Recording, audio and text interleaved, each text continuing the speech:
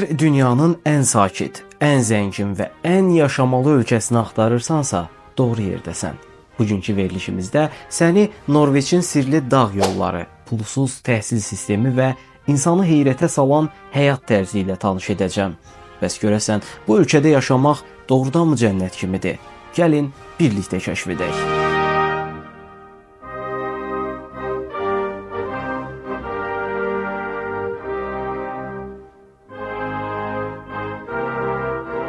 Dünyanın səs-küyündən və xaos mühitindən uzaq, siyasi intriqaların çox az baş verdiyi, iqtisadi gəlirlərinizin dünya standartlarından yüksək olduğu, ümumilikdə xoşbəxtlik və sakitliyin hökm sürdüyü bir ölkənin xəyalını hansımız qurmuruq ki? Məhz Norveç belə bir yerdir. Əhalisi bizim yaşadığımız coğrafiya ilə müqayisədə xeyli az olan Norveç, möhtəşəm memarlığı və qeyri-adi qanunları ilə də ön plana çıxır. Gəlin Norveçə daha yaxından baxaq və doğrudanmı xəyali bir ölkə olub-olmadığını birlikdə araşdıraq. Hazırda dünyanın bir çox ölkəsində gündəlik iş saatları 8-dən 12-yə qədər dəyişdiyi halda Norveçdə orta iş vaxtının cəmi 6 saat olduğunu bilirdinizmi? Bəli, düz eşitdiniz. Bu doğrudur. Norveç qanunları bir ölkənin inkişaf səviyyəsinin yüksək sənaye fəaliyyəti və uzun yorucu iş saatları ilə müəyyən olunmasını uyğun hesab etmir və mövcud dünya nizamına demək olar ki, qarşı çıxır. Onlar həm fiziki, həm də ruhi baxımdan sağlam olan, bu səbəbdən də xoşbəxt yaşayan bir cəmiyyəti, insanı hərtərəfli tükədən ağır sənaye fəaliyyətlərindən üstün tuturlar. Buna görə də ən böyük sakitlik mənbəyi olan təbiəti qoruyur və turizm naminə tikinti üçün açmırlar. İş saatlarını minimuma endirdikləri kimi xalqına yüksək maaş imkanları da təqdim edirlər. Məhz bu səbəbdəndir ki, insanlar bir-birini aldatmağı heç vaxt düşünmürlər, hətta istifadə etmədiyi dəyərli əşyaları Asiya və Avropadakı ehtiyac sahiblərinə göndərirlər.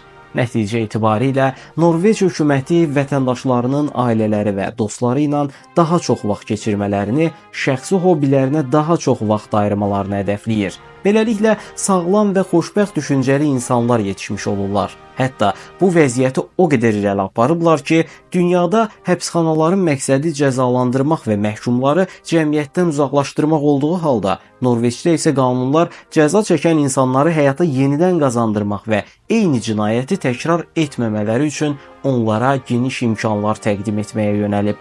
Əgər araşdırsaz, Norveçdə həbsxanadan çıxıb yenidən cinayət törədən insan sayının demək olar ki, yox səviyyəsində olduğunu özünüz də görə bilərsiniz.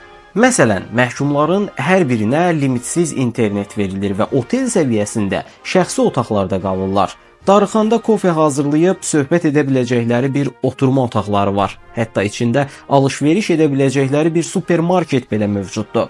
Həbsxanalarda avtomobil təmiri, dülgərlik, elektronika, aşpazlıq kimi peşələr öyrədilir və azadlığa çıxdıqda iş tapa biləcəkləri bacarıqlar qazanmış olurlar. Memarlığını təbiətlə vəhdətdə olan, rəngarəng və kiçik tikililərlə özəlləşdirən Norveçdə gözəl mənzərəli evlərdə yaşamaq üçün digər ölkələrdə olduğu kimi əmlakçılara böyük pullar ödəməyiniz, başqa sözlə onları varlandırmağınız tələb olunmur. Çünki Norveçlilər yaşayış yerlərini təbiətlə vəhdət təşkil edən ərazilərdə tikirlər. Üstəlik malik olduqları təbiəti çox yaxşı qoruduqları üçün ölkənin harasında yaşamağınızdan asılı olmayaraq sizi tərtəmiz bir mühit qarşılayır.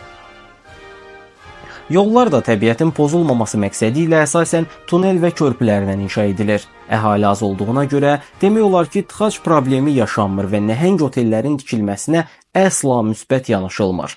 Onun əvəzinə ticarət məqsədi ilə kiçik yerlər tikmək daha uyğun görülür. Bu baxış bucağı sayəsində nağıllardakı kimi bir cənnət yaradılıb.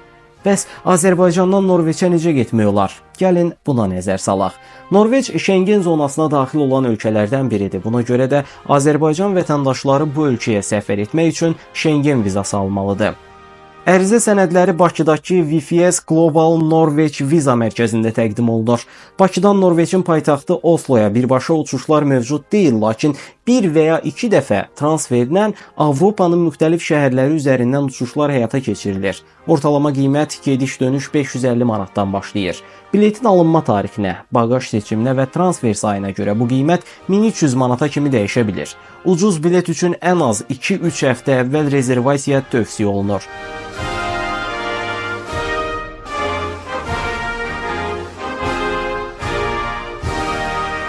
Norveçə getsəz, heyvanlara qarşı xüsusi həssaslıqla yanaşın, çünki bu ölkədə heyvan hüquqları da ön planda tutulur. Məsələn, heyvanlarınızı öz istəyinizə görə qısırlaşdıra bilməzsiniz və onlara yaxşı baxdığınıza dair dövlət tərəfindən mütəmadi yoxlamalara məruz qalırsınız.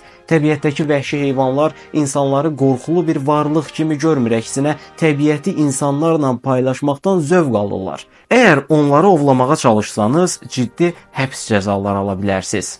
Digər tərəfdən Norveçdə insanlar əylənmək üçün ticarət mərkəzlərinə qaçmır və ya evə qapanıb oyun oynamağı seçmirlər. Çünki özləri üçün yaratdıkları nağıllar aləmi onların ən böyük əyləncəsidir.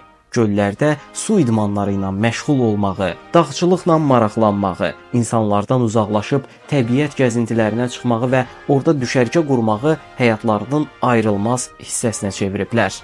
Bunu edərkən isə təbiətin vizual möcüzəsi olan şimal işıqlarını izləmək imkanı əldə edirlər. Bildiyiniz kimi bu işıqlar dünyanın maqnit sahəsi ilə göy üzündəki yüklü hissəciklərin qarşılıqlı təsiri nəticəsində meydana gəlir. Təkcə bu səbəbdən belə Norveçə milyonlarla turist səfər edir.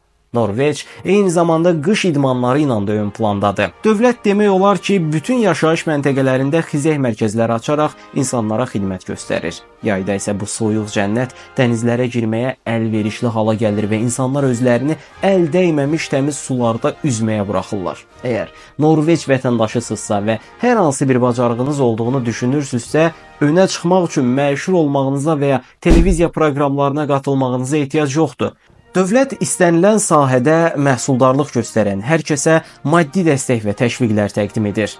Bununla kifayətlənməyib sizin reklamınızı ictimai qurumlar vasitəsilə aparır. Məktəblərə isə heç bir halda ödəniş etmirsiniz. Hətta başqa bir ölkənin vətəndaşı olsaz belə Norveç universitetlərində bütün imkanlardan pulsuz istifadə edə bilərsiniz. Bugün Norveç kimi inkişaf etmiş cəmiyyətlər demokratiya ilə idarə olunur. Seçmək və seçilmək hüququ ölkə vətəndaşlarına aiddir. Lakin keçmişdən qalan ənənələr səbəbilə bu cür ölkələrdə hələ də monarxiya izləri var. Əlbəttə ki, söz sahibi parlamentdir və monarxik sistem yalnız simvolik xarakter daşıyır. Kral ailələri heç bir halda məhdudiyyətsiz hüquq və səlahiyyətlərə sahib deyillər. Qanun qarşısında heç kimin başqasına üstünlüyü yoxdur. Norveç xalqı Amerika və Orta Şərq ölkələri ilə müqayisədə çox da dindar deyil. Bunu çox dilə gətirməsələr də, əksər hallarda özlərini ateist kimi təqdim edirlər. Hökumət isə inanc və dini azadlığa əsaslanır və buna dair heç bir təzyiq siyasəti yürütmür. Hətta ölkədə müxtəlif dinlərə aid dərnəklər və fondlar fəaliyyət göstərir. Dövlət isə fərqli inanca sahib insanlar üçün məktəblər belə açıb. Bugün bir çox ölkə Avropa İttifaqına daxil olmaq üçün çalışdığı halda, Norveç hökuməti mövcud həyat fəaliyyətlərini Avropadan üstün görmüş və bu birliyə qoşulmaqdan imtina etmişdir. Bu qərar da xalqın iştirakı ilə keçirilən referendum nəticəsində verilmişdir. Ölkədə diqqət çəkən əsas məşğuliyyətlərdən biri də balıqçılıqdır. Balıqçı daxmaları belə xüsusi zövqlə inşa edilir və göz oxşayan şəkildə hazırlanır. Bu tikililərin və kənd evlərinin damları torpaqlarla örtülərək təbii bir izolyasiya təmin olunur. Bu səbəbdən bəzi evlərin üstündə bitkilər də yetişir. Son olaraq, əgər ailə daxilində zorakılığa məruz qalsaz, Norveç hökuməti sizi təhlükəsizliyə alır və siz istəməsəniz belə geniş miqyaslı araşdırmaya başlayır. Bütün bu nəticələri nəzərə aldıqda hüququn üstün olduğu və təbiətin möhtəşəm nemətlərini özündə cəmləyən bu ölkəyə yer üzündəki cənnət demək məncə əsla mübaliğə olmaz. Belə, video haqqında fikirlərinizi və məndən hansı ölkələrdən danışmağımı istədiyinizi şərh bölməsində paylaşmağı unutmayın. Dünyanı birlikdə kəşf edəcəyik. Bu səbəbdən yeni videolarımı qaçırmamaq üçün kanalıma abunə olun. Növbəti videoda görüşənədək sağ olun.